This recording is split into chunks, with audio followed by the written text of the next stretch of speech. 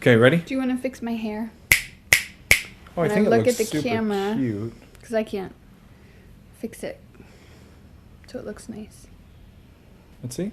I think it looks really nice. I don't think that improved it. You don't like that part there? No, I like Is it that. too- I don't know. Well, why'd you move it? I don't know. You asked me to do something. I was just doing something. Perfect. Just as I wanted it. Just like I had it. Just like I dreamed. If you're watching on YouTube, we are in a new set, a new podcast. That's ridiculous. We're in my office in the new house. And I know we still haven't shown it because, as you can tell, we're kind of not moved in yet. Like, I got one deer head on the wall, but obviously I need more than one deer head. So we are in my office in the new house, maybe where we're going to podcast for the next who knows how long. Yeah, kind of checking out the audio, seeing how just easy we can make it all. Yeah, easy is the keysy for sheezy. No. If you're listening to the podcast, please email me, Homesteady. Let me know last episode versus this episode, which audio experience is better, because eventually we'll work out the kinks and we'll get the perfect podcast set up. Today we're talking about moving to Pennsylvania. We left everybody hanging, having just pulled out of the driveway of Squash Hollow Farm. The story really, though, begins a little bit before that. I have no idea what you're talking about. The tiny house dilemma. Gotcha. Okay.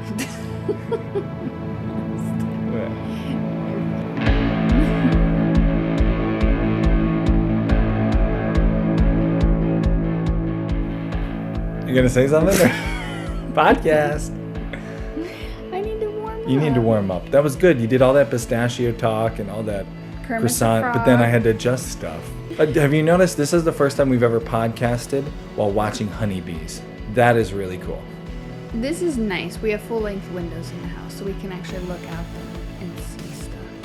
Yeah, it's been a while since we had normal windows.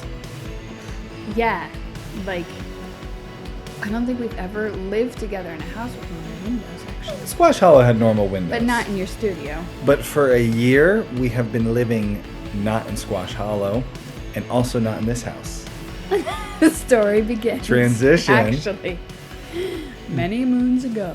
When we first found out we had a buyer for Squash Hollow Farm, it was kind of good news, but it was also kind of scary news. Because the truth was, we did not expect to have a buyer as quick as we did, and we had nowhere to live.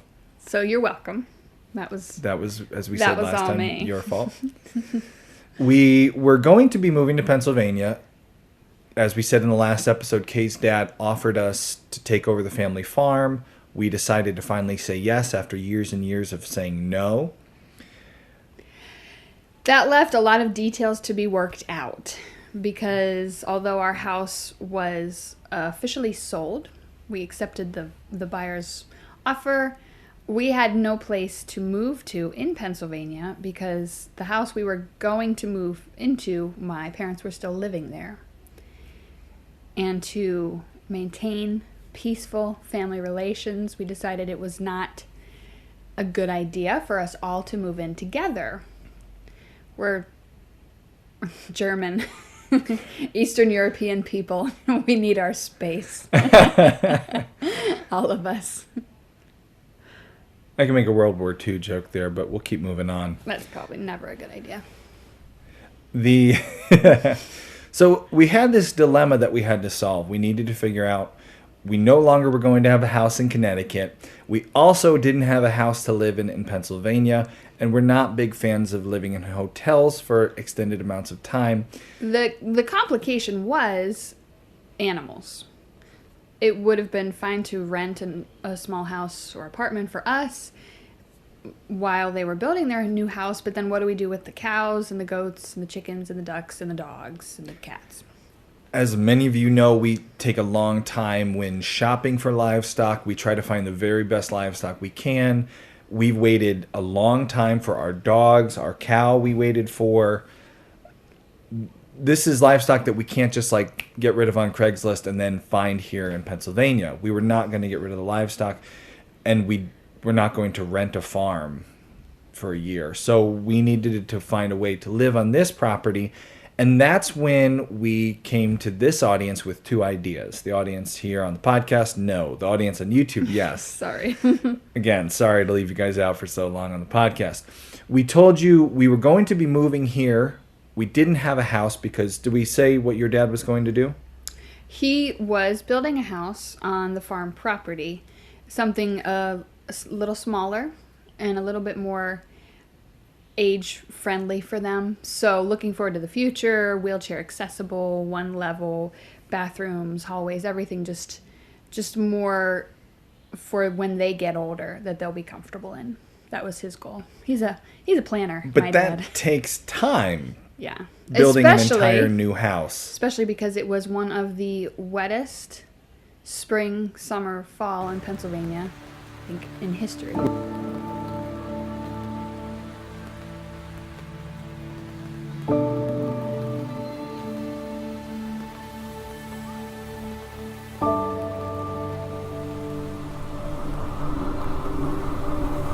You know how they say when it rains, it pours?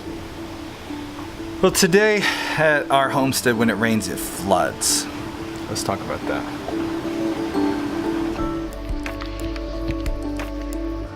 I got a shovel in there, Benny. I got the cords all unplugged. It was one of the wettest spring, summer, fall in Pennsylvania, I think, in history. Which we didn't know was coming. No. But we did know at least it was going to take at least a few 6 months yeah. to put up a house. Little did we know it would be longer than that. But we needed to figure out where could we live quickly. And we came up with two ideas. Option A, life in the round. Life in the round. This is actually an idea we had years ago when our son was born.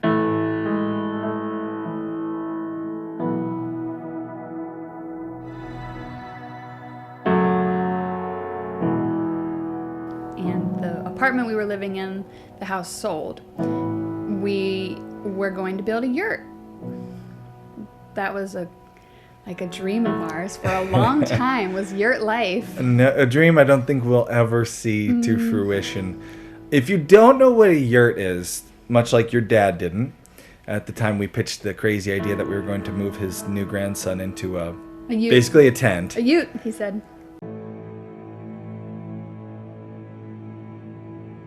A yurt is traditionally a building that comes from Mongolian peoples out in the steppes of Eurasia.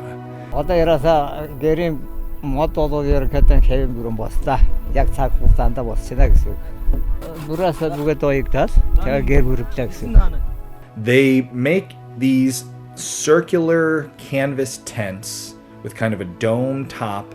They're easy to set up, and then they're easy to tear down, and they can move them around the Eurasian steppe with their family and their animals. Yeah, for nomadic living. Nomadic living. So easy to set up, easy to take down, not too expensive.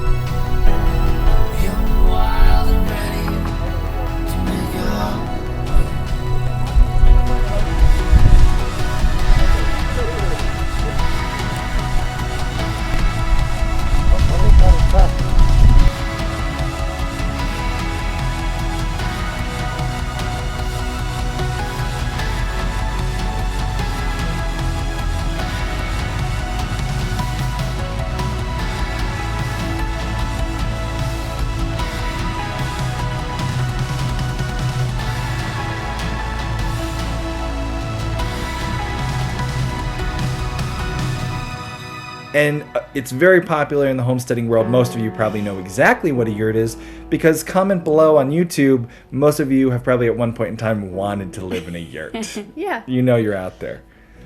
It was one of our options because it was an option. It was one of the options. It was one of the options because of the ease of site prep, kind of construction, and you could really retrofit it to be what you need for your family. it wasn't the only option. Option number 2 was 1,000 square foot space above a pole barn on the property that was unfinished. Basically just, it had electric, and that was it. We came to our audience on YouTube. We said, hey, we want to know what you think. Pros and cons. Are we not thinking of certain things? This is very new. Last couple days we've been talking about these two ideas. Do we go yurt? Do we go apartment building? Leave us in the comments below pros and cons you can think of to both. Help us make this decision. Choose your own adventure. Plus, if anybody out there has done either one of these things, please let us know. Yeah, if you've lived with a family of 6, what would you do? What would you do? How many kids do you have, and then what would you do? Either way, it's going to be interesting, but it's only going to be for about 5 months-ish through the summer. Yeah, you know how construction goes though. It could easily be longer than that. Not going to be too hopeful about just 5 months. If it's 6 or 7, okay. Not going to be perfect, but nothing ever is. My parents are lovely people, and I'm sure they'll try as hard as they can to finish the house. They watch our videos. There were pros and cons to both. A lot of people like the idea of the yurt. It's beautiful and scenic and different. When we moved out of the yurt, we could use it as like an Airbnb or a guest place for people to stay in if they're coming to visit us. And it's a yurt, so that's just kind of cool. Yurts are fun. Which way were you leaning? Like, again, personally? Yurt's been like a dream for us. I know. Which is funny. It's so silly. But like yurts have kind of been a thing we've wanted to do for a long time. I think I wanted, like someday I want to live or build a yurt. I don't know.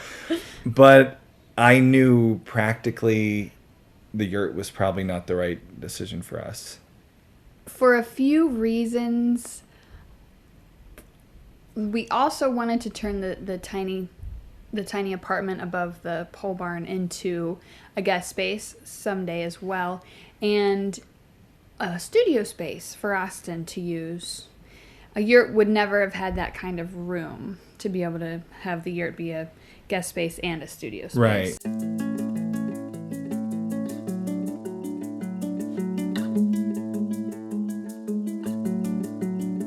The largest yurt you're generally going to find, the Colorado Yurt Company was one of the companies we were looking at. They have a 30-foot around diameter, basically a 700 square feet yurt.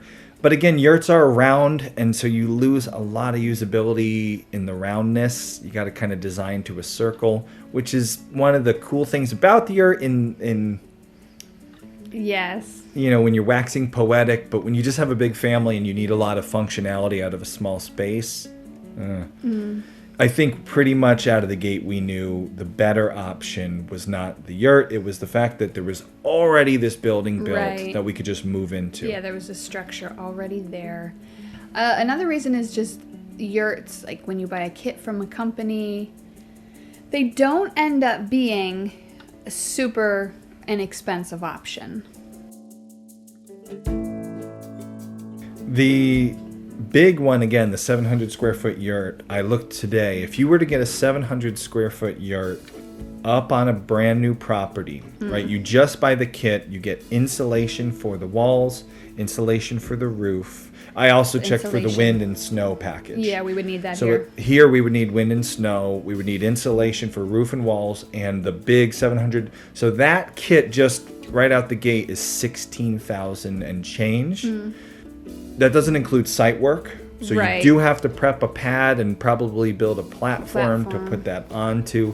And then you also have to, if you're going to live there a long time, you're probably going to want some form of electricity, some form of plumbing, definitely some heating, other than maybe you could do a wood stove.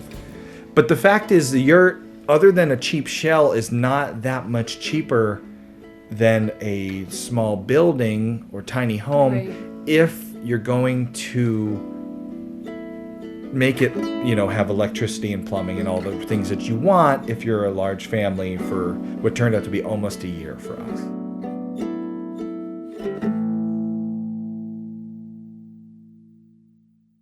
Again, some of you watching or listening are like, I love a yurt, I would love a yurt. And So for those people, sure, but it's true. It's not the lifespan on a yurt is not like the lifespan on a pole barn, a hard stick-built building. Now, I would say if we were moving onto this property from scratch, there was no house. We knew eventually we would get into the house. So how much we put into our temporary living really helped us to decide to go for the apartment, because with the yurt, even if you look into solar, because we were going to do solar, electricity, right? You're going to heat with wood, and then we looked into the all plumbing, kinds of stuff. like do you do composting toilet? There's so many things that go into it. Yeah. That really would have been over our budget for what we had to put towards temporary housing, because that stuff all has an initial cost. Solar, all that stuff. More than you expect it to. If you're thinking about moving onto a homestead and you're trying to make this decision like yurt or do I put up a small cabin or building, I don't think yurt is the solution to most people's problems because of the nature of it having a short lifespan. If you're going to use it seasonally on a property you don't yet live at, and you're just going to camp out for the summer, and you're not worried about plumbing long-term and electricity, then sure, it could be a nice way to have like a vacation place that might someday you build a house on. But for what we needed, which was really a home for almost a year for a large family, we didn't want to do the off-grid thing. We didn't want to do like, pooping in a bucket. I think for us, we realized there wasn't much savings to a year, and it didn't make sense. Yeah, that's how we decided to go for the tiny house, the tiny apartment above the pole barn.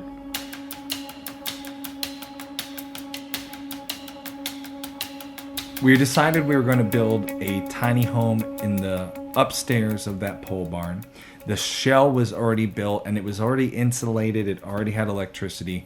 It was really hard to justify not taking advantage of all that. Right. So we dove into... Plus the fact that it had there was multi-functions involved there. Yeah. The studio for recording, also a guest space. Yeah, we figured after we moved out of the space, we didn't want to spend a bunch of money on a space to live in and then just leave it empty and not use it. So when we moved out of that space, we could take advantage of it for a studio, a recording studio for doing AV stuff, for producing Homesteady. We could also use it as a guest space. So it would work for all that, and it would last as long as this house would last. Yeah. So the existing building had electric, and it was insulated, and it had its shell. We had to do everything else so we could move into this space. We needed the inside of the space finish. That was flooring, painting, electrical, plumbing, putting in a kitchen, putting in a bathroom. Ooh, it's like making me anxious thinking Just about thinking it. about It's so much work.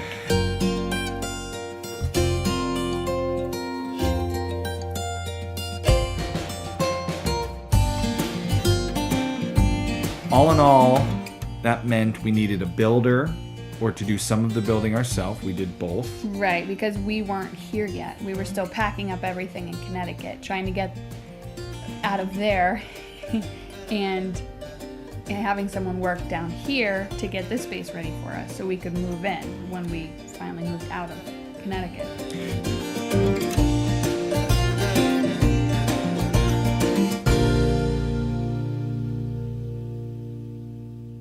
We even had to come up with the design for it. We designed the layout. We designed a couple different layouts. Once we picked the layout, we had to get the supplies and everything. You ready? Yes. Let's go. Let's go see the space.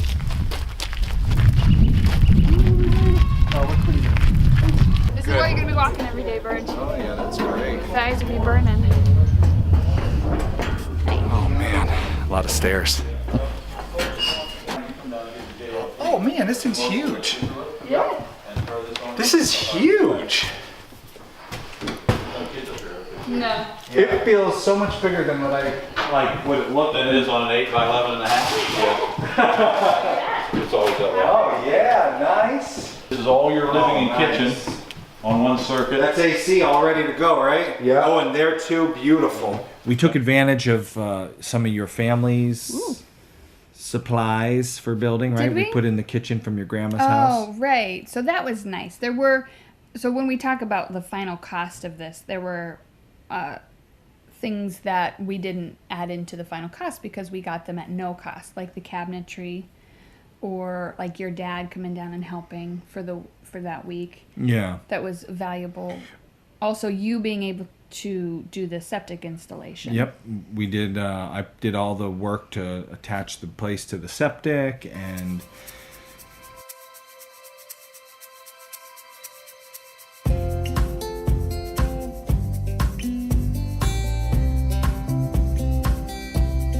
so between our own personal labor and then spending money on a builder while we weren't there, buying everything, finish everything, we wound up taking this pole barn and putting in a usable living space upstairs. Comfortable.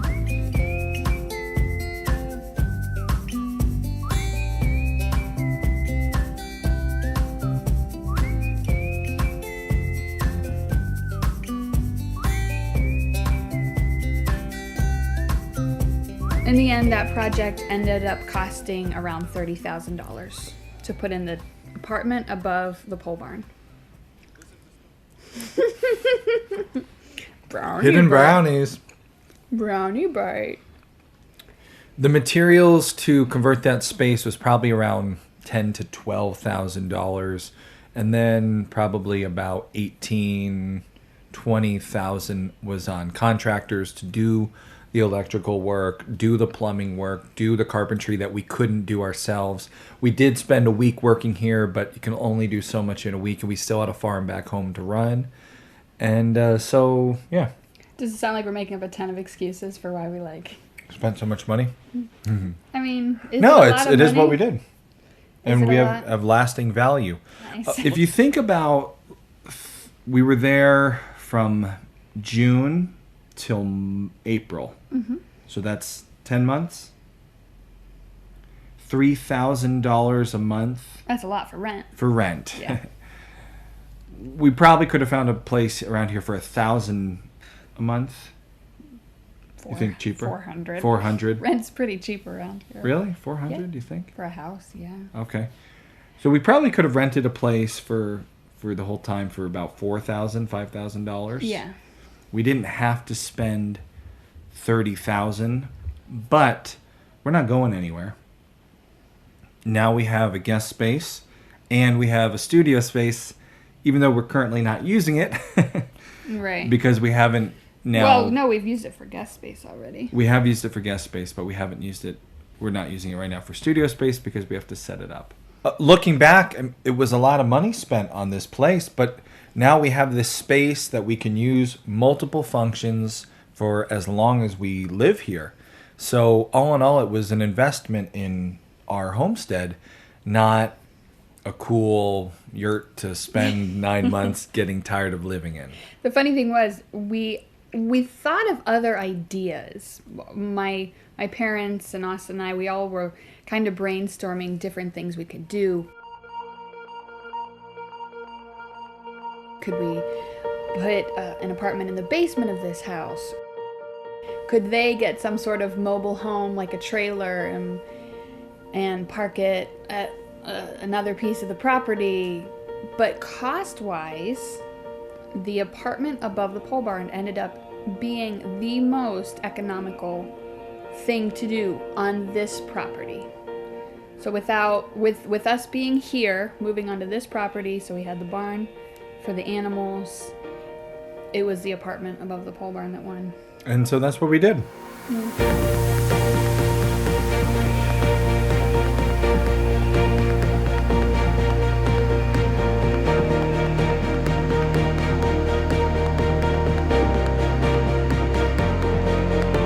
We talked about in our last podcast episode, we did the move in 2 phases. We came down here for the first move. We spent a week working on our future home in the pole barn. myself, my dad came down, and another buddy, and the three of us helped the carpenter who was already here. Actually, two carpenters who were here work on the place. In 1 week's time, it went from this unfinished shell to It had walls, flooring, drywall, and started to put some cabinets up. The bathroom was in. Bathroom was in. The kitchen was started. Yeah, it was kind of cool because compared to what it takes to build a house, right? Because everything, the structure was already up. In a week, it changed a lot. We had a huge, our goal was to actually finish it, but we couldn't quite finish it in that amount of time. But we did get a real big chunk taken out of it. And so what happened, that was in April.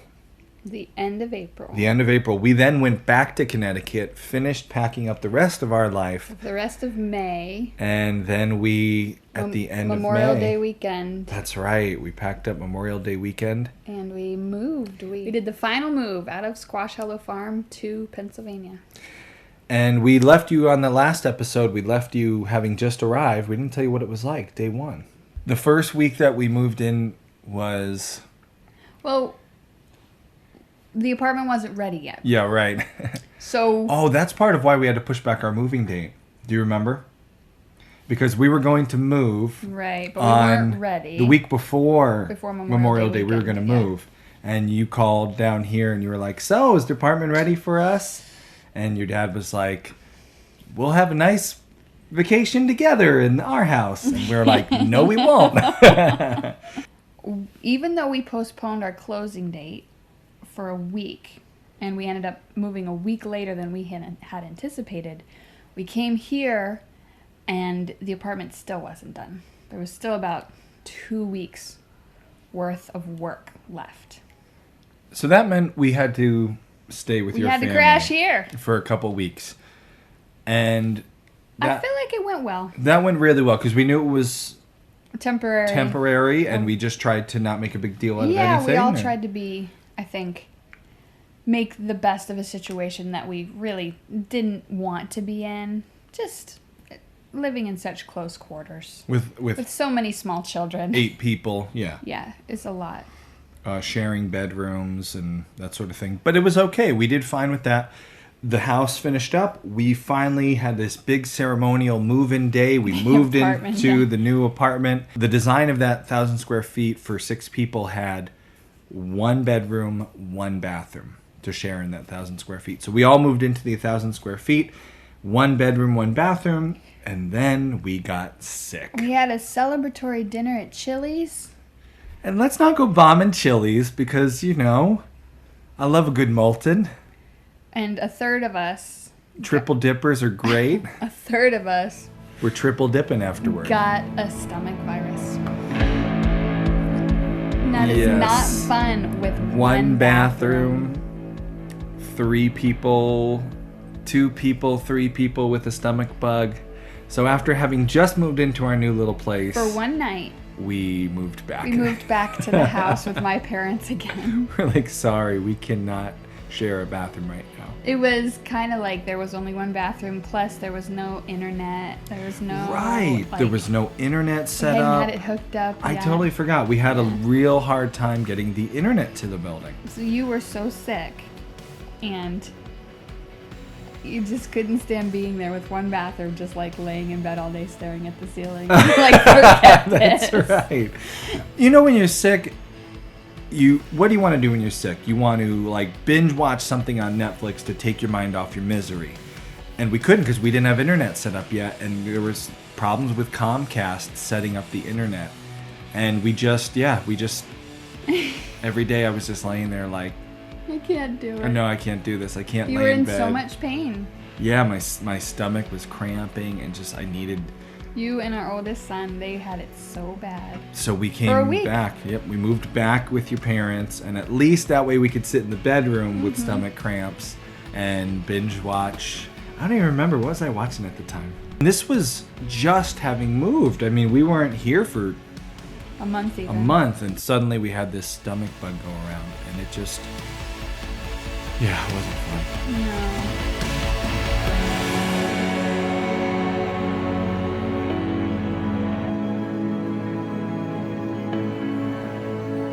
But then we finally did move to the apartment. The stomach bug passed. And that's when we were like, okay, we can do this. We can do this. We can share one bathroom as long as it's a normal, schedulable bathroom. So, for 9 months, we lived in our tiny apartment. And we got really good at sharing one bathroom among 6 people. We got really good at sharing one bedroom. It had its ups and downs. We did a really good video recently on the YouTube channel, a series actually, where we covered tiny living, how to do it as a big family, the ups and downs, a lot of the challenges that we faced. Right. So we covered that tiny living, I think, pretty exhaustively. Yeah. Yep. What we haven't talked about was what it was like, what it has been like with our first year on this new farm, this new homestead. If you're going to be moving to a new homestead soon, or that's in your near future, that's the same thing. My one was better. I'll use the other one.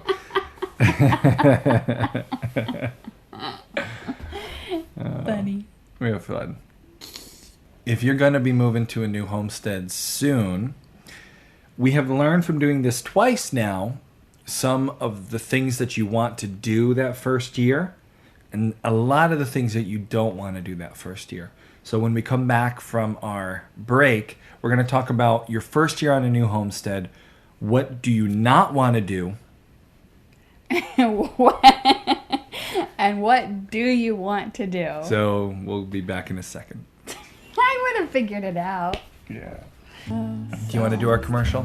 No. You don't ever like doing the commercial. I'm really Aren't you bad at proud? that stuff. This episode of Homesteady is brought really to you bad by at it. a really good commercial voice that Ost uses when doing commercials. He pulls his inner car salesman and mixes it with a radio announcer to let you know that this podcast is listener supported. We don't have ads on it right now. We might change that in the future. I guess this is an ad, but it's not someone else's ad. It's the listener's ad because you support the show. If you like the podcast and you don't want it to go away forever, you want it to come out once a month like it currently does, you can support the show by becoming a Homesteady Pioneer.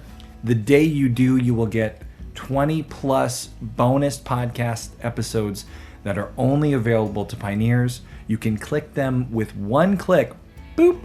You get a zip file. They all download to your hard drive, and then you take all those files and you put them on your cellular device, and you enjoy listening to those like every other podcast episode, but only you and the other hundreds of Homesteady Pioneers we have now can listen to. So, be in the club. Become a pioneer. See, you're much better at the ads than I am. I've been doing it a little longer. Mm-hmm. And I'm not afraid to get all pitchy. We have now lived on 2 homesteads. The first time we decided to homestead, it happened kind of more by accident. Right. We didn't buy our first homestead with the intent of like homesteading. No, you we wanted did it for, intend like, chickens and hunting. Which... yeah. Some people's homestead is chickens and hunting. Like, that's a great homestead.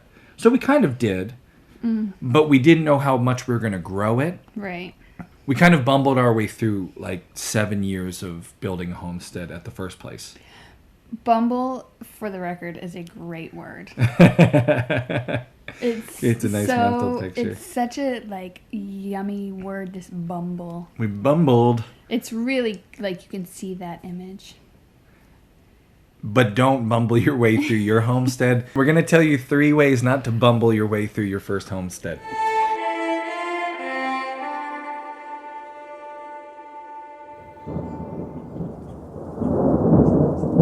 These are 3 things that you don't want to do when you move on to your new homestead. And it's hard not to do them, which is why we can make a video clip about this. Because you're going to want to do this, but don't do this. We did it. We did it. We made these mistakes. This is what we did. You can learn from our mistakes. Yeah. The first thing you don't want to do is show up to your new homestead. And go crazy, like throwing all this money at it to put in new infrastructure. Yeah. What we did here for this last year and what you want to do on your new homestead, we dated the homestead. We got to know it before we made any big life decisions with the homestead. Huh? I had no idea what you meant, but okay, Date I it. understand. Yeah, like I thought you meant like take it out for pizza. it is April 1st. It is dated. I should have dated. No, you want to date your homestead. You want to get to know it. You want to, take it for a walk through the park and buy it a pizza. What kind I'm a of dates do simple you want to man. go I on? just want to have some Buy me pizza, a pizza. and take a walk. Like A whole pizza. That's all I really want to do. Super romantic. Hey, how's your pepperoni?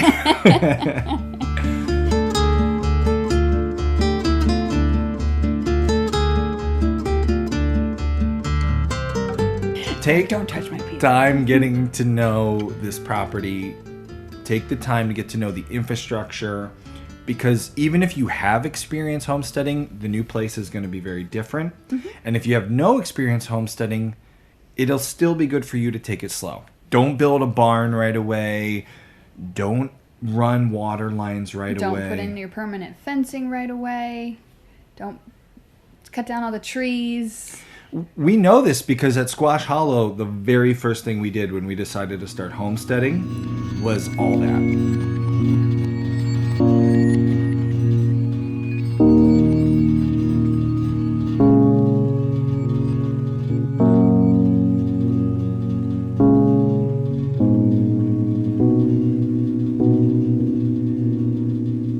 Cut down trees, we put up permanent fencing, we ran water lines, we then tore all that stuff out or moved it because we did it wrong the first time. It was all in the wrong spots. We had big ideas, but we had not done any of it yet, and we didn't understand how the property was going to work the best way, nor what we were going to enjoy doing. Right, and when we say how the property worked, we mean like where the water came through. Yeah. Where the best soil was. We kind of just jumped in feet first, and if we would redesign that property on Squash Hollow, it would change so much. It would have been what we left. Similar. Maybe, but it would not have been even similar all of to it. what we left. Yeah, think of like the pig pad and Right, no, you're loading right. pigs and stuff. Like we were, before we decided to move here, we were in the process of kind of a redesign for Squash Hollow. If someone has never homesteaded, they're not going to know what we learned over those 7 years. So for those people, you're going to have to do something, Yeah. right, to learn. But the point we wanted to make is just little bits at a time. Right. So don't jump into don't spend $50,000 on infrastructure because you're probably going to change it. Right. So nowadays there's a lot of temporary things you can do. Yeah. And we'll get to that. And we'll get to that. So what you should do. But for don't now, go just permanent right away. Even on this property in Pennsylvania, where we've been coming seasonally for years, right, and you knew it, there were still things that you thought you would do when you got here that have changed. Like, one of the things you should do pretty soon when you move onto a property is plant your fruit trees and your fruit bushes and that sort of thing. We could have done that last year. We were here for summer. We could have planted in the fall. But I did not want to plant anything till I lived 4 seasons here.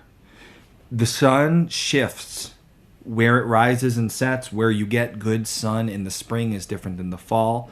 You can get an idea, sun rises in the east and sets in the west, but you still might be able to really plan it perfectly if you just take some time. Other than sun, rain. Yeah. This year we had record rains. Crazy. You're not going to know what areas flood in a heavy rainfall. You might put up a whole fencing for a paddock for livestock and realize it is in the wettest spot on the entire property. It's a swamp and you can't use it half of the year. That happened to us here. We have never seen such a wet year. The barn flooded. It's never done that before.